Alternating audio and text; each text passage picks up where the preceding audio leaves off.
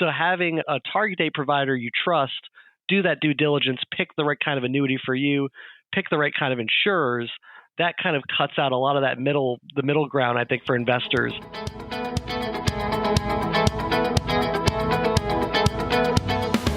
This is 401k Specialist Editor-in-Chief Brian Anderson, and this is the 401k Specialist Podcast. There's a trend out there where asset managers are using a new strategy to help 401k plan participants manage their retirement spending, target date funds featuring annuities. Morningstar recently did some really interesting research on this, finding there are now somewhere in the neighborhood of a dozen target date series incorporating some form of an annuity that have launched since just the year 2020. And while such vehicles still account for less than 2% of total TDF assets, there's reason to believe this type of solution could gain some serious traction in the coming years. Today, we're going to dive into this topic with one of the report's lead authors, Jason Kephart, Director, Multi-Asset Ratings at Morningstar. Welcome to the 401k Specialist Podcast, Jason. Thanks for having me. To start, I'm hoping you can frame the issue of what kind of the overarching issue is and why the retirement industry needs to address it sooner rather than later. Yeah, I think retirement income has always been a big challenge for the asset management industry. I think the asset management industry has done a great job building products to help people grow their assets, like saving for retirement. But once you're in retirement, investors are kind of left on their own. Target date funds are a great example. They're a wonderful way for the average person to kind of get by their auto contributions, auto escalations, all these great features that make it really hands-off and easy for someone to use. Those benefits don't really have as much impact in retirement. Then it's basically just a portfolio, and the investor is kind of left on their own to deal with like required minimum withdrawal rates, and then balancing out kind of like that kind of tension between I want to like live off the fruit of my labors and enjoy retirement versus I don't want to run out of money. Yeah, that's a very real fear for a lot of people. In your new research, you mentioned that annuities within TDFs shows some real promise in helping solve the decumulation riddle. How might these new solutions be able to help? And can they be the easy button for retirement income? I think they could help because they kind of cut through a lot of the hurdles to using an annuity and getting some kind of guaranteed income in retirement. Instead of going to like a annuity kind of shopping center and having to pick through all the various different kinds. And there are a lot of different kinds. So that's one of the things we learned while doing the research. Basically, the word annuity doesn't really mean anything on its own.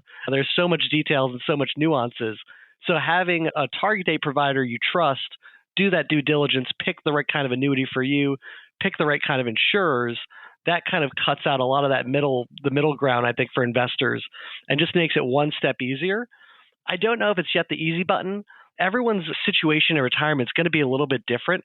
So target date funds, they've been criticized as being like a little too one-size-fits-all. I think in the accumulation phase, that's probably overblown and overstated. But in retirement, maybe there is more room for personalization, customization. Like the BlackRock, they're launching a series, BlackRock LifePath Paycheck. Their default is 30% of the portfolio will be annuitized if the investor opts in. And is 30% the right number for everyone? Probably not. But for most people, it might be a good starting point. But I think like it could help make that kind of transition to getting some kind of a benefit in retirement, a guaranteed income source, gives you the peace of mind that that's going to be there. So you don't have to worry about market fluctuations there with that part of your portfolio. And then it also gives you a little bit of opportunity with the rest of the money to invest a little bit more aggressively because you have that kind of safety net. So I think it's kind of like a win on paper, but I think there's a lot of details to sort out at the individual level. Interesting. All right. I'm curious, what are some of the personal or behavioral biases that kind of come into play for retirement plan participants when deciding and implementing spending? And is there anything that can be done to address these? Yeah, I think it's hard to figure out like what the right withdrawal rate is, how much can you afford to spend. We've seen research, the rule of thumb has always been 4%. It's probably a fine starting point, but then when you see like the interest rate environment you had over the last 10 years where you're really getting nothing from your more conservative allocated investments, the 4% rule could be tough to get to for some investors and feel comfortable at the end of the day. So I think that's like one of the big challenges is figuring out year to year, how do you have to have like a flexible and dynamic strategy? Probably. But then how do you do that? That's really challenging, I think. That's why I think a lot of people turn to financial advisors, but that's not an option for everyone. If don't have enough assets to really attract one, you kind of have to figure it out on your own. So having tools to help you get there should help a lot of people. And I think there's also this other kind of challenge between, do you want to, how much should you spend on a vacation this year? Or how much should you keep in your rainy day fund? This is this hard balancing act. And, I don't want to run out of money in retirement. So I can certainly see where people are coming from. And the more products that can be there to kind of help smooth that transition and make it easier for people to be comfortable spending in retirement, I think the better. Okay. In the new research, you talk about BlackRock's new LifePath Paycheck series and that it could quickly jump to the head of the class in this product category once it's introduced sometime this month. And BlackRock CEO Larry Fink sounded really excited about its potential in his recent letter to investors, going so far as to say he believes it will one day be the most used investment strategy in defined contribution plans. What's all the buzz about? Well, I think because BlackRock is the first big target date fund player to make a move into this space. We've seen there's about a dozen target date series, but they're run by insurance companies. Maybe they'll team up with a well-known target date provider like Nationwide and American Funds. They have kind of a partnership there, but no one that really has the distribution heft of a BlackRock who can really go out and reach the biggest plans and already has relationships there and communicate and help educate people. That's why I think you're seeing them jump immediately to the number one. I think they're planning to have about $25 billion committed. The next biggest series with an annuity is $10 billion from AllianceBernstein. And that has doubled from 5 to 10 since the Secure Act passed in the first version of it, which gave kind of fiduciary or plan sponsors a safe harbor to offer annuities on their plan. So we've seen a little bit of uptick, but I think, when you look at the broader scheme of target date funds where it's $3.5 trillion, we're still in the very, very early innings here. And I do think all the other big providers are looking at this space, like your Vanguards, T. Rowe's, Fidelities. And I think depending on how this BlackRock version plays out, which there are some obstacles I think that all of these series are going to face, which we could talk about too. But I think if you start seeing success and seeing people use the defined benefit option, I think you're going to see a lot of all the other big players kind of make a similar change. Right. Okay, now on the flip side of the coin, your research also notes that there is some question about whether investors will show enough interest to make it work, and how Empower recently pulled its Income Flex Target series because of poor investor response. Can you tell us about the concern here?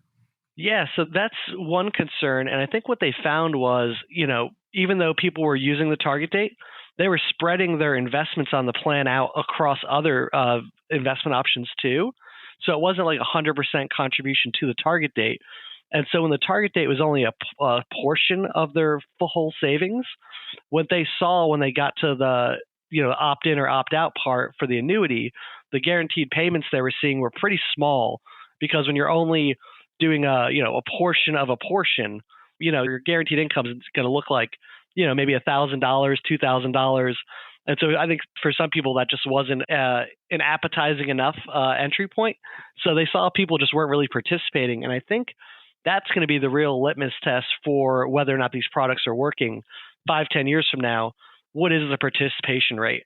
Because even if these annuities are working exactly as designed, you're getting good performance, but no one's participating, then there's really no real benefit to using this instead of a normal target date fund. Okay. Any closing thoughts on what kind of impact you expect to see from this new wave of annuities within target date funds? Yeah, I would say I'm not as optimistic as Larry Fink that they're going to take off very quickly. I think education, getting people comfortable with how it works, is going to be a big hurdle for adoption, particularly with plan sponsors who, maybe when plan sponsors are run more of a human resources department and they're not as financially savvy. I think a lot of the plans BlackRock's talked to already are kind of on the much larger size, and they have more investment-focused people kind of working with the plans who might be able to help everyone else get comfortable with the idea. And then the other thing I think is a challenge is the fees. So for some of them, they use income annuities, which are kind of your standard, I give you a lump sum of money, you promise to pay me X amount a month for until the rest of my life. There's no explicit fee attached to it, which makes it hard to kind of compare apples to apples on a fee standpoint. And I think we're all well aware the 401k plans are, there's a lot of opportunistic lawyers out there, let's say, who are always looking for any reason to kind of get some kind of fee-based litigation going. So I think for a lot of plan sponsors, they're going to wait and see. And I don't get the sense that plan sponsors get rewarded for kind of taking risks or being a first mover. They want to not get sued. They want to have their participants have good options, but that doesn't mean they have to be at the cutting edge. So I think this is kind of where we are now with these target dates annuities. But I think we're going to see, we'll see how it plays out over time. I think it's an interesting idea, though. I do think, longevity risk is something that everyone's going to have to deal with in retirement. And so annuities, potentially are one solution that an investor has in their toolkit. So making it easier and more accessible is probably a good thing, but there's still a lot of complexity involved. And I think there's still, it's hard to even say, like, if you're looking at annuity, are you getting a good deal or not? You really have to just compare them all side by side. So I think that makes it challenging too, from a plan sponsor and a participant standpoint. All right. Well, you've really brought up a lot of great points. And if you want to check it out, we have links to the new Morningstar research on the 401k Specialist webpage for this podcast, as well as a link to our website article about the research. So thanks so much to Morningstar's Jason Kephart for joining us today on the 401k Specialist podcast.